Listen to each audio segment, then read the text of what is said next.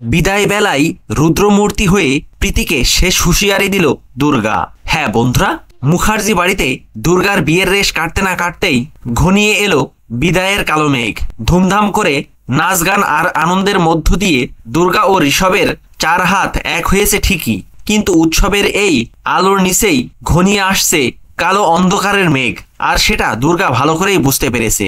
আর সেই কারণে শ্বশুর বাড়িতে পা রাখার আগেই দুর্গাকে ধরতে হলো তার আসল রূপ। কারণ সে জেনে গেছে দিব্যা সেন হসপিটালে শুয়ে শুয়ে মুখার্জি বাড়ির বিরুদ্ধে চক্রান্তের জাল বুনছে, আর তাকে তলে তলে সাহায্য করছে প্রীতি ও তার পরিবার। তাই বিদায় বেলা চোখের জল ফেলার আগেই দুর্গা প্রীতির মুখোমুখি হয়ে প্রীতিকে বলল, তোর ওই ফ্যামিলি আর তোর গোষ্ঠীর লোকেদের বলে দিস তারা যেন দিব্যা সেনের পাশে না দাঁড়ায়।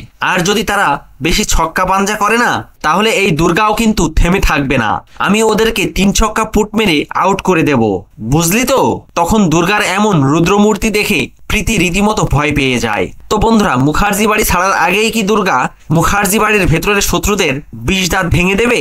কি ঘটতে চলেছে আগামী পর্বে, সেই সবটা জানতে চোখ রাখুন জগদ্ধাত্রী ধারাবাহিকের পরবর্তী এপিসোডে। ভিডিওটি ভালো লাগলে লাইক, শেয়ার ও সাবস্ক্রাইব করে সাথে থাকুন। ধন্যবাদ।